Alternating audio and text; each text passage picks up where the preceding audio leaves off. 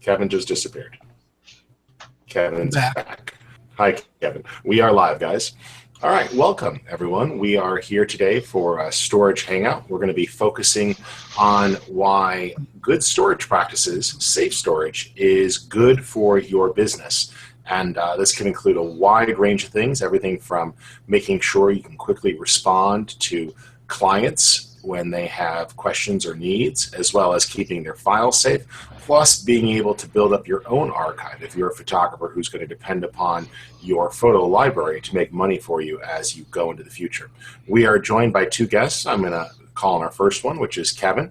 And Kevin Ames is a professional photographer out of Atlanta. Kevin, can you give folks just a little bit about your background? Sure, Rich. I've been shooting in the Atlanta area for a really long time. It's measured in decades instead of just years. And I made the transition from film into digital early, got into teaching, and of course, storage became a real issue very, very quickly as soon as I started doing digital, because I figured we had to have a way of preserving it. When film was processed, it was ready to be stored and you were ready to go. But digital was a whole different thing. So I've gone all the way from recording things on CDs, which cost $20 a piece in the early days, and you were lucky if 2 out of 5 burned correctly. So it was a very expensive process to save 600 megabytes. It's much better now. Good, good. And we're also going to be talking with Mark Fuccio, who is an expert in all things storage. Mark is a vice president over at Drobo, but also knows a good deal about everything storage related. Mark, can you give folks just a little bit about your background when it comes to storage? Sure. I'm out here in San Jose, California, and I've been involved in all sorts of high-tech companies. Started getting involved in storage back in the late 90s during the boom of the internet, with the combination of some companies that were doing storage software, a company that built very expensive high-performance network attached systems called Blue Arc, and then after that went in a completely opposite direction. From systems that cost several $100,000 or up, I got recruited by the CEO of Drobo, and it has products that span anywhere from $500 to $1,000, a couple $1,000 depending on configuration and the amount of storage within it. I've worked with other companies doing stuff in tape and virtual file systems. So yeah, I've been all over different parts of storage. Very cool. And today we're going to be focusing on the concept of safe storage, making sure that you have redundancy. Now, we've all probably gone through different types of storage. Kevin, you actually had brought up CDs, and their logical came followed was DVDs and then Blu-rays. And I have to tell you all, just the other day, we went back into our archives to pull some files, and the magnetic coating, or the coating on the disc basically came out of the envelope, and suddenly it was a see-through coaster. Mind you, it was probably about 10 years old, but, that was an awakening. Now, we had seen this happen before. This wasn't the first time, and we've moved a lot of that stuff. But I think people mistakenly thought, oh, if I burn this, it's just like the DVDs or CDs that I bought at the store, right? Oh, There's no. a difference between burned versus replicated professionally. Mark, why did these things fail? I don't know the specifics of which device or manufacturer you had, but the issue is, some of the coating is not meant forever, and it will oxidize. Just like wine, if left open, will sort of go bad. Similar things will happen by analogy to DVD storage devices. You can get better quality items, but they have things like gold and are thus much more expensive. Yeah, and I haven't had any failures on mine, but I bought the top of the line discs, and they've been stored properly. And I have discs that are 24 years old, CDs that still work. That doesn't mean I'm counting on them. I'm counting on what we're going to be talking about today. But that was the state of technology a couple of decades ago, and that was the best we could do, because back then a 1 gigabyte hard drive cost $1,500. Yeah, things have certainly changed. So let's first identify this concept of safe storage. And I think there's two types of safe storage we need to address. We'll talk about working storage first. Then I'd like to talk about archives, because archives are very important to the long-term financial success of a business. So, gentlemen, where do you want to start? Active storage or archive storage? Let's start with active. I do have some slides. Active? Okay, Kevin. So why don't you walk folks through, as a working photographer, how many copies of your files do you have in your studio at any given point in time? And any other copies floating around out there to keep things safe? I have, well, actually I have a slide for that, Rich. Mm-hmm. So if you want to flip over to the, you want to share my screen? Yep, go for it. And let's see if I can. I'm going to guess that the answer is at least 3. It is at least 3. Not seeing your screen yet. That. Yep. All right. So can you see my screen all right? Not yet. All right. You should see something that says Drobo Safe Storage is good for business. Nope, we're seeing you. Unless you see it, Mark. No, I just see the camera switching Can I between share my screen from here? Yes, Yep. I can. Click the green screen share button. All right. And Got it. choose to share your I desktop. thought you had to do it. There we go. I'm so used to you being a producer. So you should see it now. Yes? We're seeing black for a second. So share your desktop, not right. the window. Let's. You want to share the whole desktop and then just flip to it. All right. And while Kevin's getting that up, we'll just give him 1 second. And this is a good time to address this concept of being able to keep all those things safe. So Kevin, all you're going to want to do is click that green screen share button. Yep. And then choose to share your entire desktop and click start screen share. And then you can make your slides full screen and we should there see it is. I found it. Okay. So what we're addressing here, there we go. We got some slides up. So Kevin's sharing his storage here. So go ahead and jump right to the one about your number of copies, if you would. All right. So this is to address your question, what is safe storage? And this is the workstation I'm currently sitting at. And you'll see several Drobos there. So I have a working copy right here. This is my Drobo 5D with an SSD in the bottom for speed. Kevin, we're not seeing the slides. Are you advancing between the slides? Yes, I am. We're seeing the slide sorter. So are you using a multi-monitor system? Yep. All There we right. go. Can you see it there? Yep. All right. So we can't play it back, but I'll show you anyway. This Drobo right here is the backup for the working drive. Okay. Then this is an 810i, and it is backing up the working drive as well. So I keep 2 backup copies on top of my working drive copy. And my laptop, I shoot into a Drobo Mini, which is over here on the left.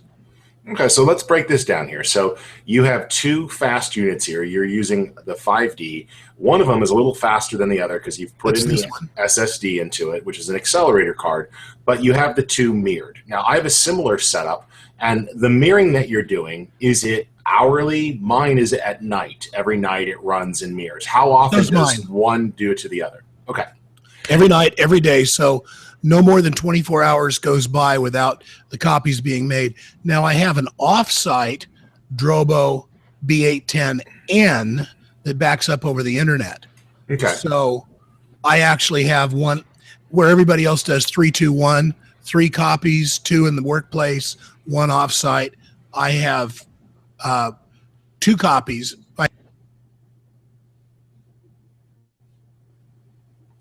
We lost Kevin there. Hopefully his mic will come back on in 1 second.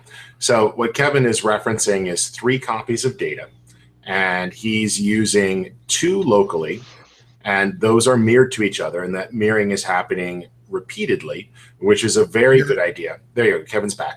And Kevin, you can also set that mirroring up when you import into your catalog. If you're using a tool like Lightroom or Photo Mechanic, you can target more than 1 drive on import, so it creates 2 copies as it imports, right? I can, but I don't. And here's why. Whenever I'm shooting in the studio, I shoot directly into a portable hard drive and into the card. The portable hard drive is immediately pulled over the network into the first Drobo. So at that point, I have 3 copies of it on the card, on the portable hard drive, and in the Drobo. So I don't see the need to have Lightroom do that. Okay, but once you've gone ahead and done the mirroring, you wait a few days to clear your cards, I take it. I wait until the next day, because by that time that data has been backed up onto the second 5D and onto the A10i and offsite on the A10N. Okay, can you bring your slide back up for a second, Kevin? It is. And one of the things, no, when you rejoined, we lost your screen share. So go ahead and reshare your screen. Okay. So what we can do here is the idea is that as you are shooting, folks, you want to make sure that you have those multiple copies. So if you are shooting to the card and you are shooting tethered, if that's an option, if you're in a studio environment, that means you could be also shooting to a drive. And that makes it really simple then to then make sure that the data is redundant, which is a very good idea. And as you're doing that, the redundancy is going to keep everything mirrored. So Kevin, when you get a chance, go ahead and reshare your slide deck. You dropped out and rejoined. And Mark, why is this redundancy such an important idea? Why do 3 copies matter so much?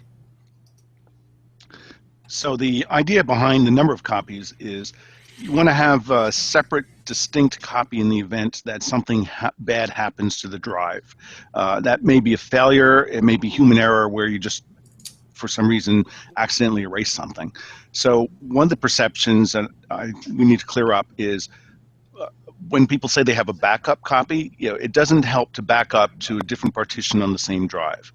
Really, in the strictest sense, a backup is defined as it's a separate copy on a separate physical device. So that is how you get protection against something bad happening to the first unit. It could be the hard drive fails, could be a power supply, all sorts of things like that. One of the other key ideas behind this is that by having multiple copies, what you're doing is you're eliminating risk. So the more copies you have, you're eliminating more and more risk. Ultimately, it's sort of asymptotic. It's a game of stand a yard away from the wall and take walk half the distance. Ultimately, you will converge and get there. But by the end, you're taking very, very, very incremental steps, and you're doing similar things in terms of thinking about the amount of risk that you're removing as you make multiple copies. Which is why, sort of in the sort of the 3-2-1, after you have good local protection, you need to do something off-site to protect against fire, flood, theft, and all of those type of risks. Yeah, it's a good idea to have that redundancy, folks. That's what's so important here. And what Kevin is showing there is that idea of multiple backups, which is a very solid idea. Now, it doesn't matter, Kevin's a Drobo user. I use a lot of Drobo devices as well as a handful of others in our workflow. But the idea is that you have some redundancy. Now, Kevin's particular workflow here is what I like to call double redundant, which is one of the reasons why I like Drobo so much, is that he can set up each Drobo so 1 or 2 of the drives in these devices could fail without the device going down. So earlier last week, I had a drive actually die, and I was able, I was able to replace that drive with a new one, and it came back to life. So that's a nice way to be not has I believe when it's rebuilding, you're not locked out of the data. It makes it very easy just to pop in a new one. Mark, is that right on going? Yeah. Is that completely unique to Drobo, or is that just one of the main benefits? I know it's one of the things I like a lot. So I think you touched on a number of behaviors there. The key one is that you had a drive fail and you popped another one in. In that regard, Drobo is unique compared to every other RAID array out there in the market. What will happen with all the other guys is, when it has a failure, it will go into degraded mode, and depending on the system, some may shut off entirely the ability to work with the user. Others will basically lose half their speed because at the same time they're trying to see if they can rebuild their array or something, while at the same time you're servicing the user. Drobo has a different concept because it knows that according to Murphy's Law, the drive fails as you're minutes or hours away from a deadline. At that point, you need the most performance to keep on going. So what will happen then is Drobo will give you its full performance, and then when you stop working, it will do the rebuilding in the background. That's why sometimes you may see, there's little stuff in social media where people are saying, "Oh, I have a drive fail, and it will take this 100 hours in order to recover." Well, in reality, that's if you're working. If you stop, that's right. It speeds up a lot. Dramatically, yes. It sounds like you experienced that yourself. I have. Sometimes you have to remind yourself to be patient, or in that case, I would do what Kevin had here. I would just flip over to the other unit and start working on that and let this one rebuild. And that's why I like to have 2 working copies in case something were to go wrong. All right, well, I think this is making a lot of sense. I want to... One sec. I do want to encourage people. Google, when they got rid of Google Hangouts and went to YouTube Live, which is what we're using here, they got rid of the chat pod. But if you're posting any questions on the YouTube page, I am keeping an eye on that, and we'll ask those questions today. So feel free to post questions over there, and we'll address those this way, and that'll work out quite well. So if you have any questions for us, just use the YouTube page. If you're watching this embedded on the Photofocus site, just click the YouTube logo and you can go over to the YouTube page and you can easily read questions. You had something you wanted to add. Yes, so I think one very important aspect of, I know what Kevin does, and I believe you use the same software, Rich, and that is not only have you invested in multiple Drobo systems, but you also have automated the backup process. And that's important because ultimately, if a human is in the loop, so-called man in the loop, it's going to fail. You're going to, oh, well, just this one time I won't do it, and then, oh, well, I didn't do it yesterday, and then it becomes a habit of not running the backup software. That's just wrong. What you need to do is, spend $30, $40 on a software package that will automate it so that you can do it once a day or twice a day or on whatever schedule that you want. I use Carbon Copy Cloner. I believe Sugar Sync is another one for Windows. Kevin, which one are you using to automate your backup? I'm using Carbon Copy Cloner as well from Bombic Software. That's bombich.com. It's $40, and honest to goodness, it's Mac only, but it's quite solid. Yeah, I love that it'll do a verified copy, not just a straight copy, and it'll alert you. Well, and the other thing is it does multiple backups, so it handles all of my backup needs while I'm asleep. I don't have to worry about it.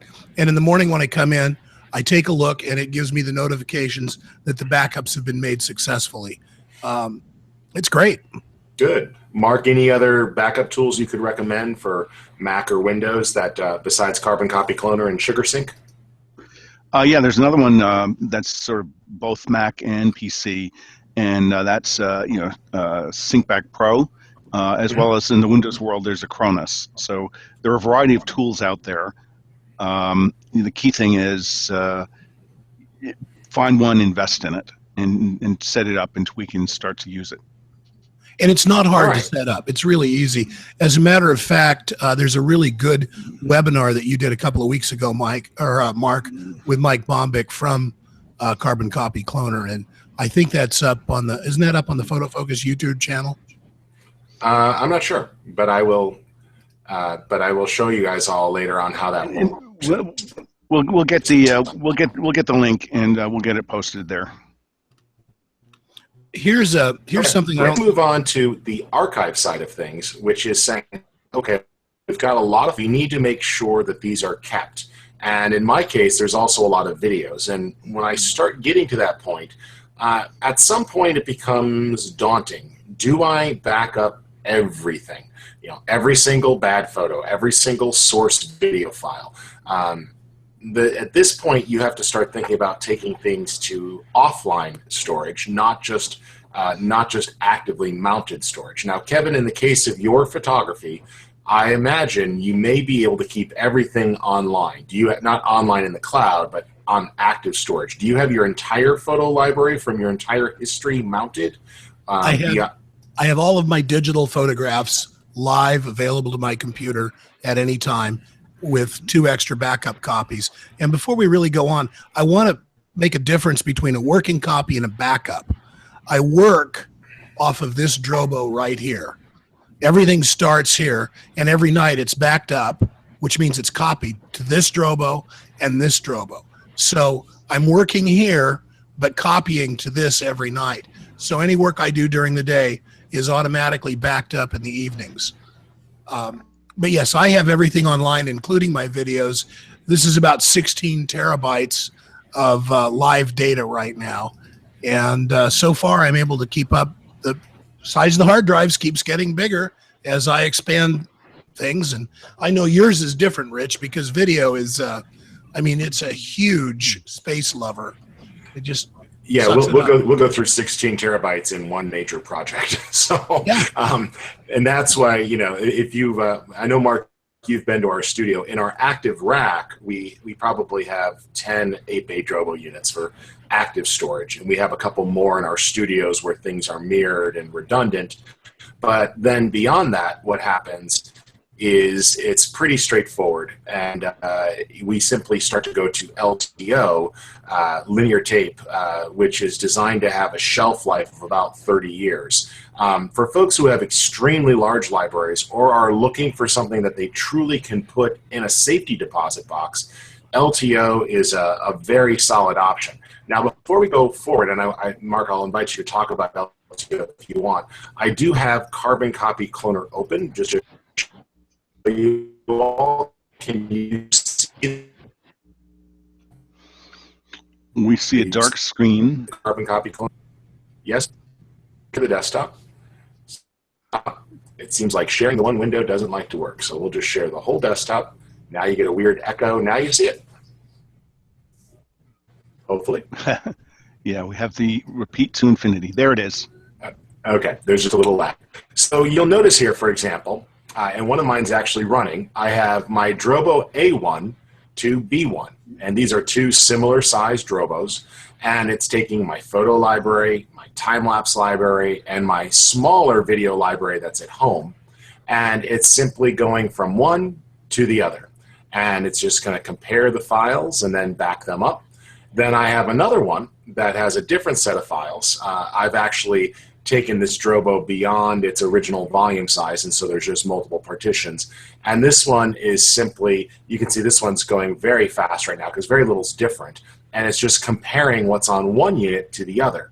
Now, you've got a lot of controls here. One of the things that I like about Carbon Copy Cloner, I'll set up a new task here, for example, is this safety net. And what that does is it says, oh, well, files that were on drive 1 aren't on drive 2, but you had files over here, and as I merged drive 1 to drive 2, something on drive 2 was different. Instead of deleting them, it puts it in a folder that's like to be deleted. So that way, if you accidentally erase something, you have a safety net to go back and check. And I'd like to say I've never had to use that, but it happens about once a month where I'm like, what? And I find something in the safety net and pull it back out. So it's good to have that. And you can set it up to send you an alert after every run or only if there's a problem. I usually have mine set up to send a problem on errors, like if the backup didn't complete successfully. So it's very simple to do, and this allows you to create these backup tasks, and it'll just keep those backed up and just keep running, which is what I have here. And you can see the progress is running, and it's pretty straightforward. So I imagine you're doing something relatively similar, Kevin? I'm doing exactly the same thing, Rich. One of the things that I think we want to talk about too is you take yours offline, but you don't delete your files. You still keep them. And I think a lot of people think that they can save money by deleting. And I've got some slides that Mark and I worked up when we were prepping for this that I'd like to share about that. And Mark, I'd love it if you could chime in on this. Sure, go ahead and get those up, Kevin. And I'd like Mark just to address the LTO option I mentioned earlier while you get your slide deck up. So Mark, would you mind just explaining to folks what LTO is? It's a little bit expensive, but it's a good long-term solution, I believe. Okay, so LTO is a type of tape backup. And the idea behind tape is, it's depending on the manufacturer, it's designed for an extremely long shelf life, 50 to 100 years. So you may hear a number of things like LTO 5, LTO 6. Basically what these are is there are different points in a roadmap. The beauty about tape is the physics is well understood, just like analogous to semiconductors, so they can predict ahead of how processes will change and what the densities will be. We're on LTO 7 now, which I believe is about 6 terabytes on a cartridge, and those cartridges are around $120 these days. That is right. That is right. So one thing that bears mind is they'll all talk about sort of the raw and then the compressed density. If you're backing up enterprise storage, things like emails and Word documents, you get a tremendous amount of compression. You can Photos, video, not really at all.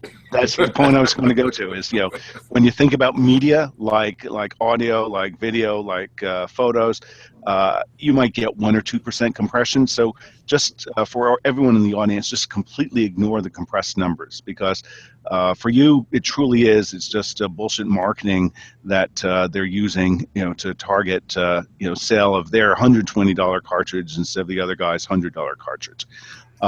Second thing about LTO is there are, as Rich said, it is a little bit more expensive to go out and get a single reader. For a tape is about $1,500 to $2,500. So it is something where there's a big fixed cost in the initial investment. So really, for the listeners here, you have to translate to, okay, do I have that much data that I have to keep that long?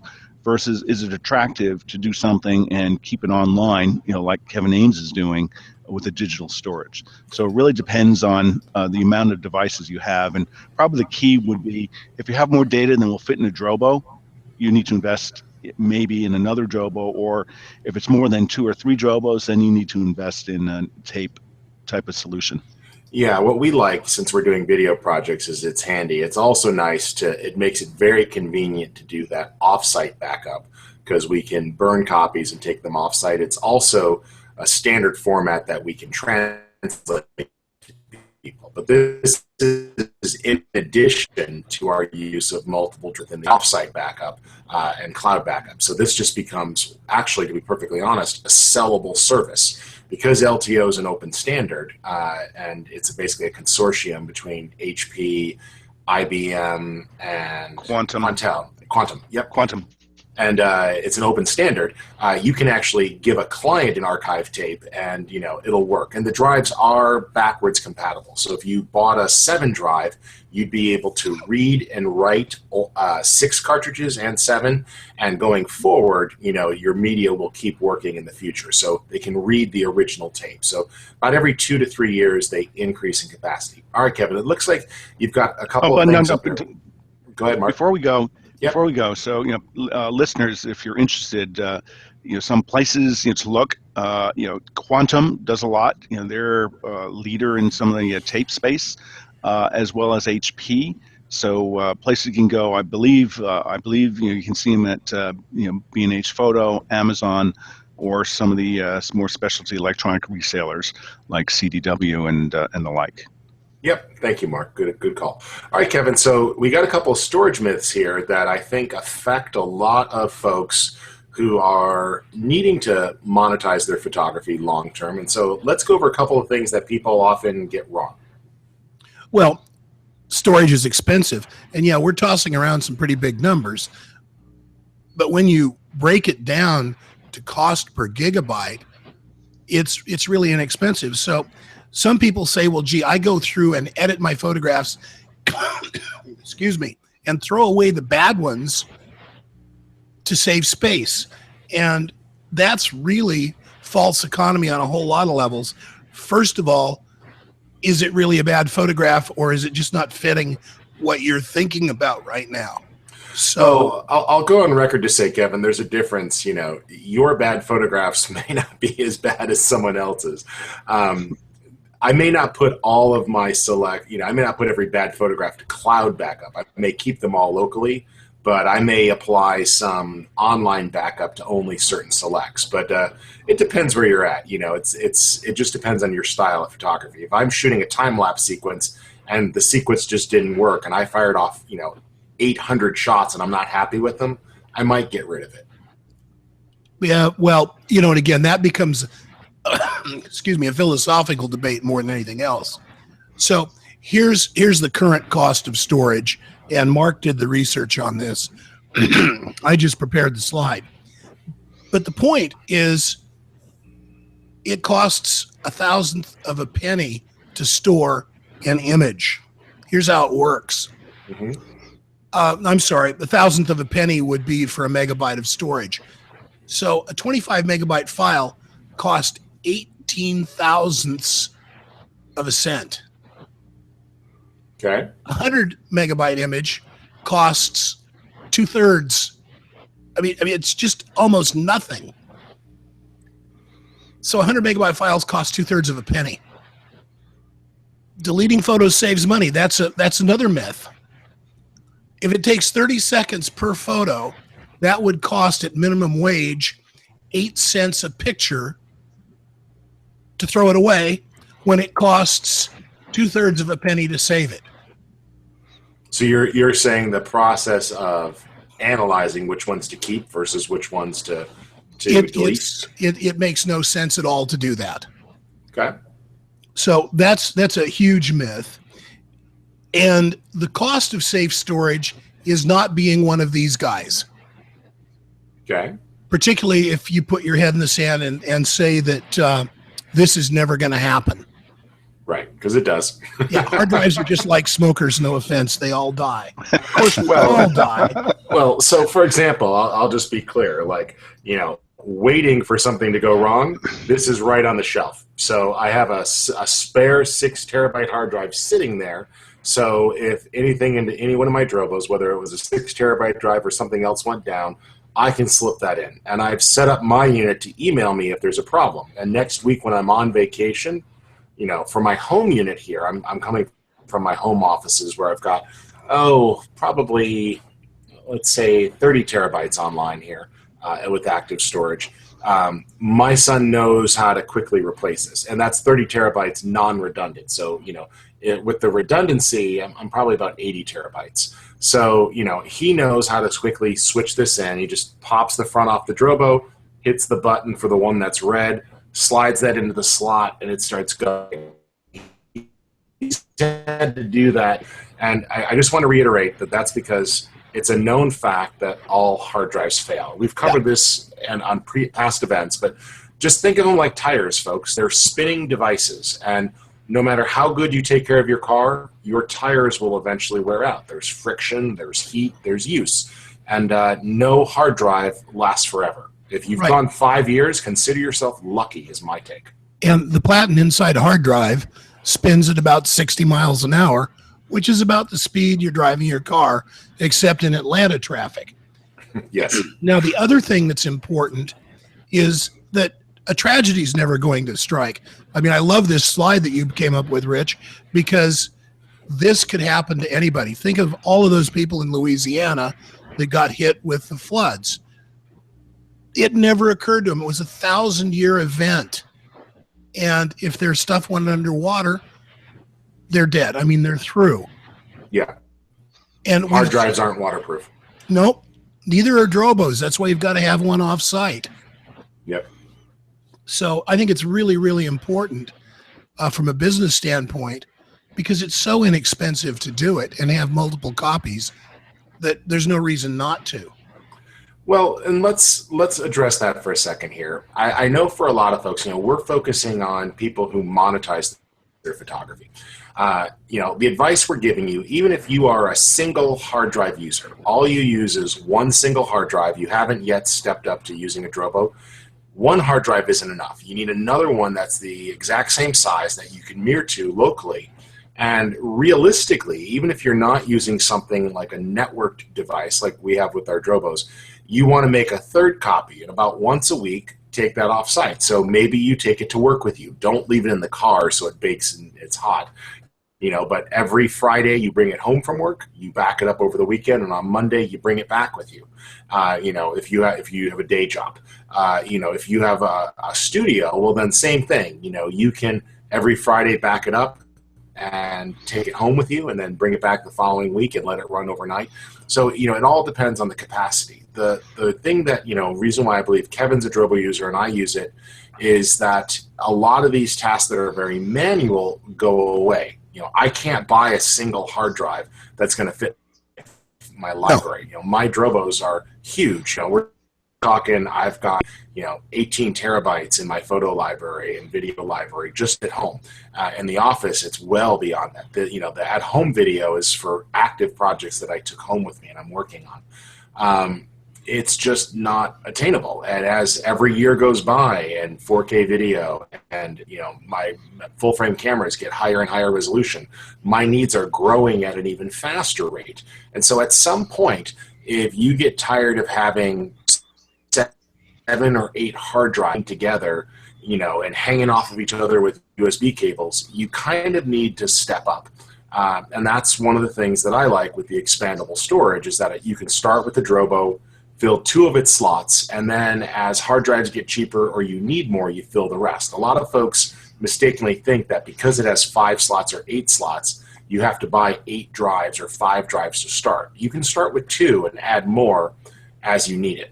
All right, well, do you got any more other myths, Kevin, that are going to affect people with their storage? Well, not myths so much, but just to dovetail onto what you were talking about, Rich, is that if money's a problem and you don't have a lot of data that you need, you could take a Drobo and populate it with 1 or 2 terabyte drives, get safe storage. Now, understand, safe storage is not, unless you have backups and an offsite copy, it's not completely safe.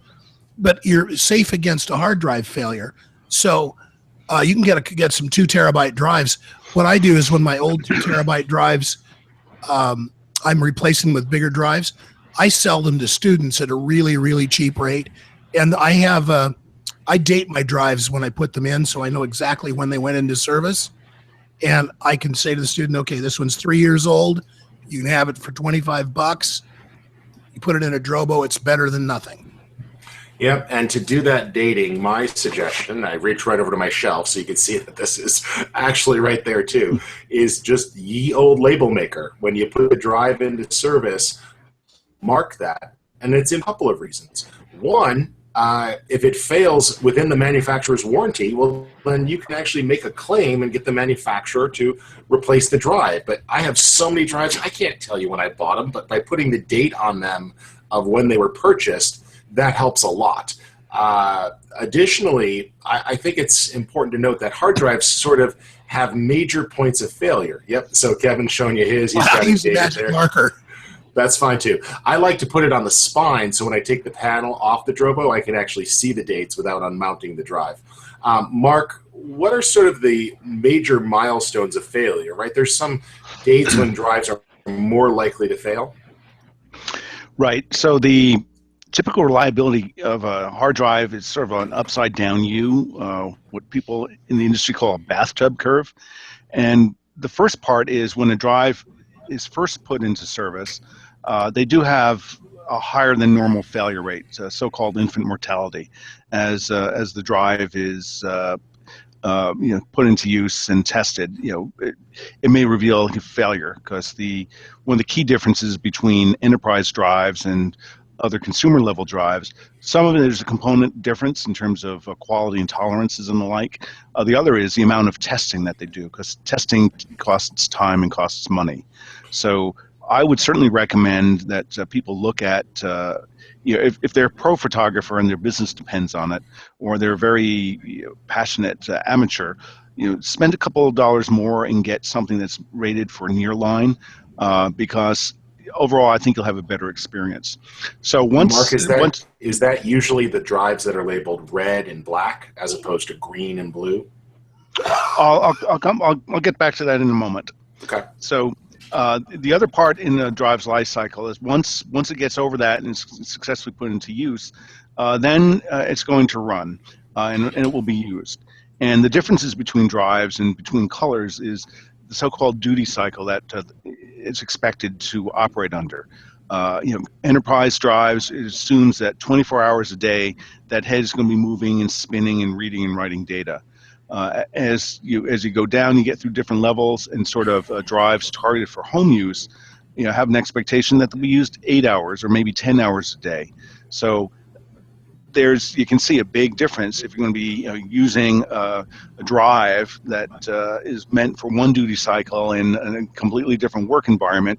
You'll have completely different higher failure rates, and I think this explains. Many people look at that online backup company, Backblaze, who does an excellent job of publishing some of its disk failure and reliability data.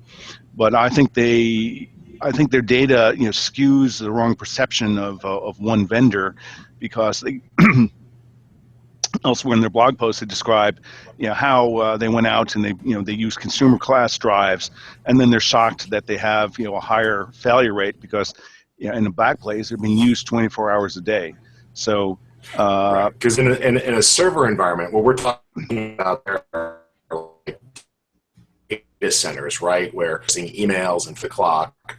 And while we all know in the creative industry we often log 10, 12, 14-hour days, we're not running our drives nonstop. Our units will spin down when we're not doing this. Okay. My drive goes into my Drobo, and it runs until it dies. I never shut them down. Well, okay, yes, we're talking about different things. So we're talking about the duty cycles. It's not if it's sitting there idle spinning. Is that head and that mechanism moving across the platters, so it's searching to read data or to write data. That's the usage pattern that it really accelerates drive wear.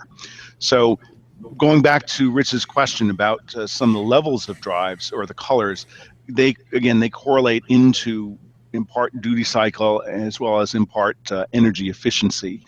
So there's a combination. Different vendors have different things. They all tend to think green means low power and low speed. These are good for archive purposes, but you really give up a lot, I think, for the amount of money that you save. I think it's well worth spending a couple bucks more per drive to get more reliable and dependable service. For me personally, I started out years ago using green drives, and I'm now at the point where I'll look at black drives, and depending when I'm black or red drives, and I will shop between either Seagate or WD, depending on the amount of storage and what I feel like spending and what size drive I want to buy at that time. Red drives are good. They're designed for online bulk storage. They have little less performance than the 7200 black drives, but they cost considerably less. So for my sort of use case, it's appropriate. Your listeners might need to decide for themselves. So this is, we go through infant mortality, they survive and then they're working, and then as they get into old age, then they start to have failures. And the biggest thing that seems to correlate with failure rate is what is the warranty period of the drive, because that's the time frame the manufacturer is saying, hey, Mr. Buyer, we'll stand behind this drive, and up to 1, 2, 3, 5 years, if it fails, we will replace it. So you really need to take a look at when that ends. And in my experience, I'll share mine, and maybe Rich can share his, because he has many. He probably has 10 times as many drives as I do. But collectively, I've dealt with I don't know, maybe 2 to 3 dozen drives over the past 8 or 10 years, and I have found that, independent of the manufacturer, that as you approach that life cycle, it seems, to my experience, a window between 3 months before the warranty period to 6 months after, that drive, those drives fail.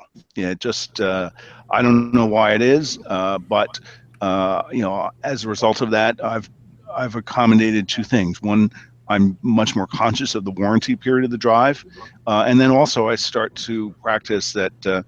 Because I think I taught Rich the trick of putting a label tape with the data on the back of the drive, so there you can start to watch it. And my rule of thumb is about 6 months before the drive will expire, go out, get a replacement, start to get a replacement, and then slowly upgrade the inventory of drives in your Drobo.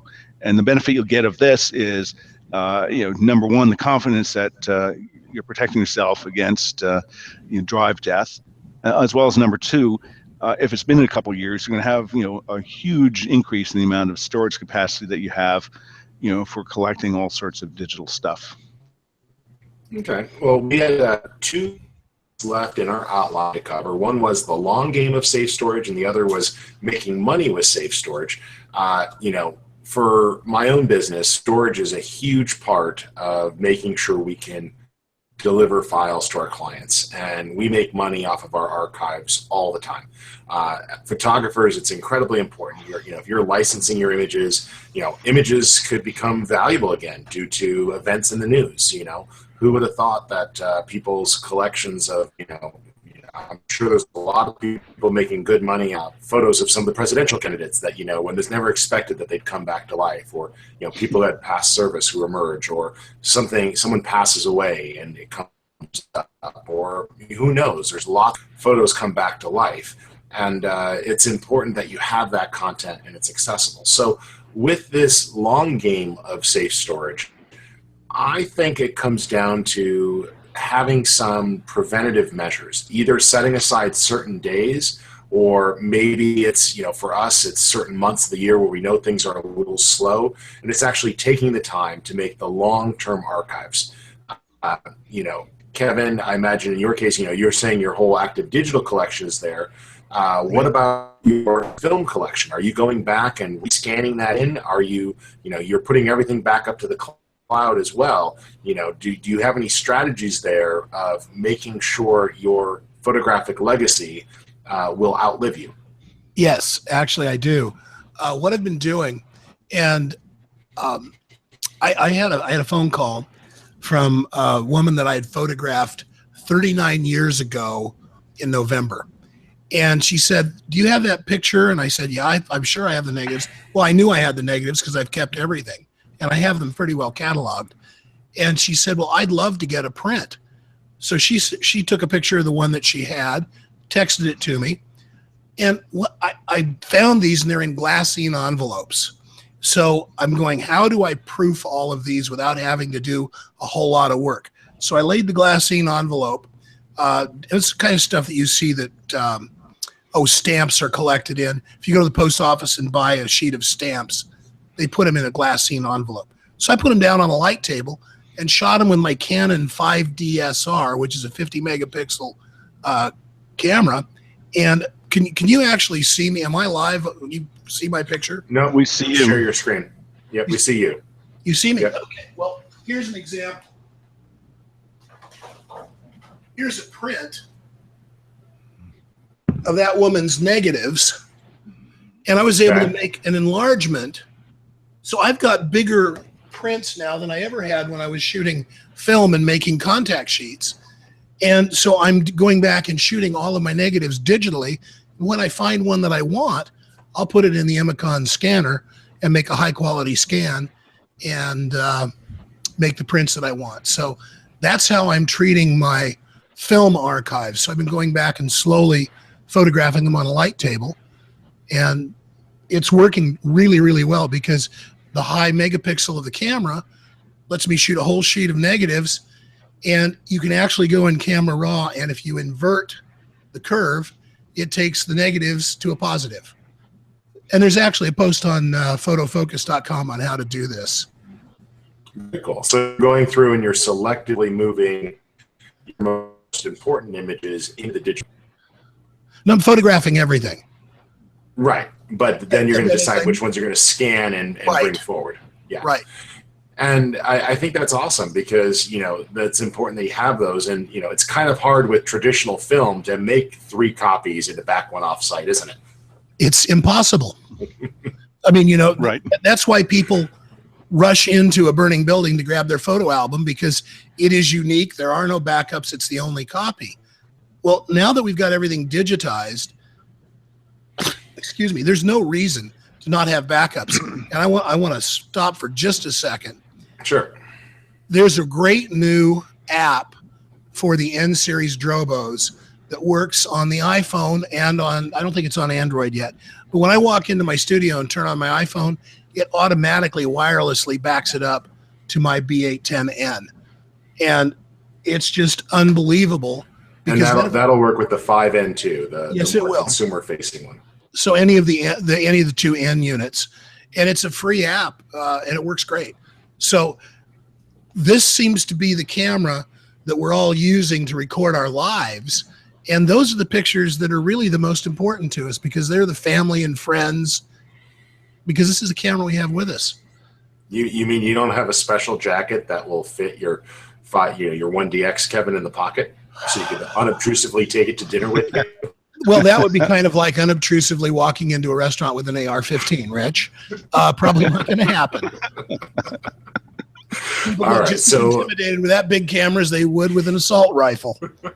yeah, well, it's good to know that that's backing up. So let's move on then to making money with safe storage. And there's a couple things here. So Kevin just shared one example with you where a client came back and asked for something.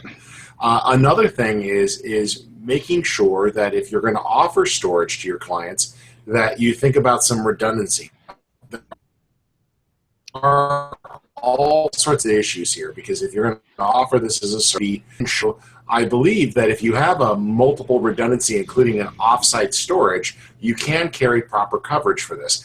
Kevin, do you ever sell backup services to your clients, or do you ever promise that as part of the shoot that I suggest that I'm going to do my very best to always have a backup. I make no promises for just the reason that you've mentioned.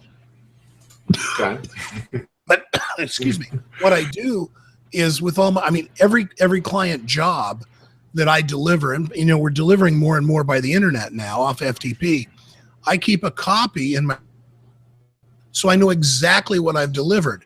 On top of that, I keep a copy of all the documents related to the job in the job's original files. Even though I can't see them in Lightroom, I put the model release, the estimate form, copy of the invoice, any emails that change the job or change anything like that.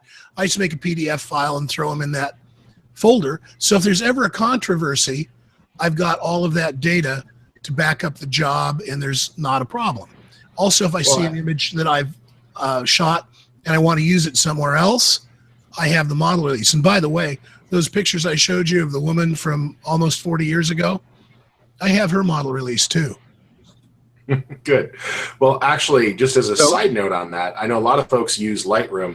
I use Bridge actually more than Lightroom these days, because it will see those other files, the PDFs, the text files, the Word docs. It actually can browse all of that. And if you are writing the metadata, you can set Lightroom up to write the metadata either back to the DNG file or as a sidecar file. If for any reason you have to browse your hard drives, what I like about Bridge is that if I have to rename or move things or consolidate or do other data management, it actually makes it easy. So Bridge is actually back in active development at Adobe. I don't want to say I'm trying to start a new movement, but I actually find myself organizing my photos and doing more with Bridge than Lightroom these days, because it also works with video and documents and everything else. But that's just a side tip that you can throw out there. Mark, I believe you had one thing to add about the monetizing storage or safe storage with clients? Yes, I did. I wanted to ask Kevin if you would share with the listeners here a story he told me about a certain lease document and how it saved him $70,000 to $100,000. Oh, yeah. Well, the building that I've been in I'm in my 35th year. 10 years ago, it was sold, and the person that bought it did not get the proper estoppel documents from me. So he came over, and he knew that my lease was up, and he had this brand new, outrageously priced lease for me. And he said, "Here, I need you to sign this." And I said, "Nope, not going to do it." He says, "Well, you're going to have to move out." And I said, "Nope, not going to do that either. I'm just going to renew my old lease." And he said, "Well, you can't do that." And I said, "Well, here's a copy of the first 5-year extension, and here's a copy of the second 5-year extension." So he and I never got along after that. The building has since been sold again, and everything's fine. But Mark and I figured out that would have been about $100,000 saved just by those two pieces of paper, because I wouldn't have to move. Or if I did stay in the increased rent, I would have saved. So it's really important to keep these documents.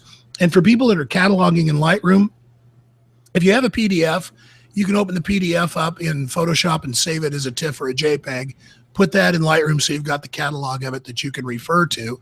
And then you've got the PDF that you can go back to if you need to. So it's a real easy workaround. But Rich, I agree with you. I use Bridge more and more and more. I still catalog everything in Lightroom and search in Lightroom, but I'm doing a lot of my work just as a sidebar, particularly when you're using guided upright. Bridge and Camera Raw are so much faster than doing it in Lightroom because of all the writing that has to go into the database. Yeah, yeah. I like my when I use it a lot. I'm glad to see that bridge. We're coming up on the end.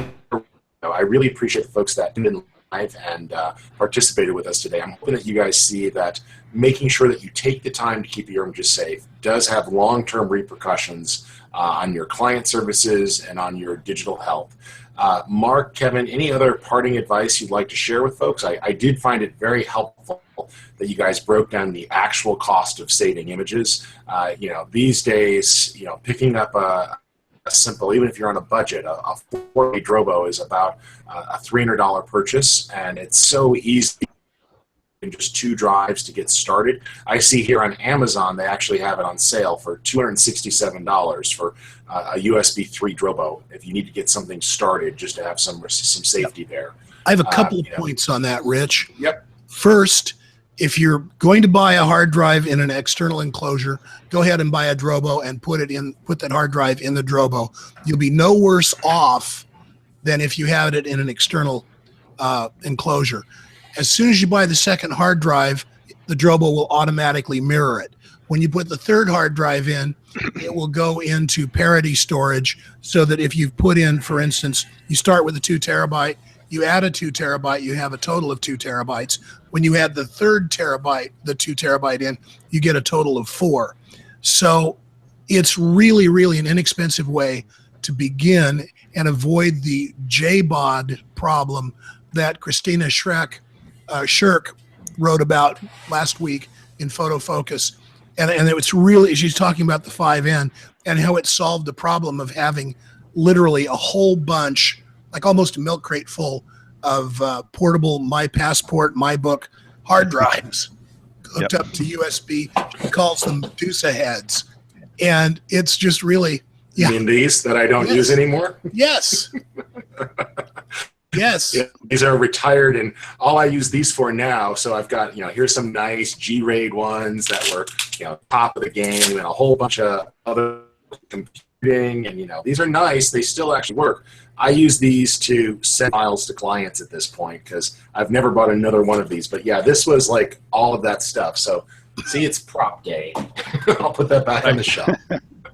Well, I would really recommend that people pop over to Photofocus and search for Christina's article because it really is a good example of how she actually monetizes using that N, because she uses it not only for saving for storage, but she uses it for delivery. It actually has become her own cloud storage backup and data server, FTP server. And that's probably a story for another webinar, Mark. What a great idea, Kevin. We'll address that. Maybe, Mark, you could just quickly let folks know real quick, Mark, there is a way to actually give clients access to files if you have a network Drobo. Like what I could do here is I could be using the 5D for performance editing and then mirror everything to the 5N and simply share a link with the client, right? So that you can spend less money on Dropbox and services like that. Right. So that's capability, offered on the Drobo 5N or the Drobo 810N, the 5 bay or its big brother, the 8 bay unit. There's a set of apps that work together, one called My Drobo and the other called Drobo Access. And what these allow you to do is, taken together, this is something Christina talks about as one of the 3 problems that the 5N solved for her, is that she was able to set up I forget her name domain. It's Pixel Shark or Christina.mydrobo.com, and then she can set it up so it's virtually like your own private Dropbox. We can send clients a link, but unlike Dropbox, where it's synced, meaning if a client deletes an image, it magically disappears on your system. It can be set up so all they have is read-only access. So she can put files up there. It could be in a permanent sort of archive for delivery to document a particular project. And the clients can receive it and they can't hurt it, they can't harm it. So I urge you, the article was posted yesterday. So it's well worth a read, and read it again because there's a lot of content in there, and it's very well written, but it's a lot of great information all at once. And it's a fast read. Yeah. Then read All it. right. Then Well, read it three folks, times. well, thank you guys Fine. for.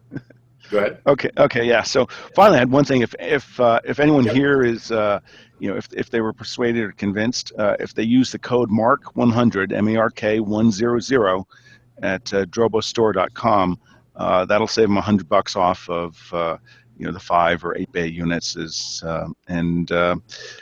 go for it. And if you have questions, just fire them away to @Drobo via Twitter. Very cool. Well, gentlemen, thanks for joining us. It's good to hear some ideas on how to use storage to keep our businesses running safely.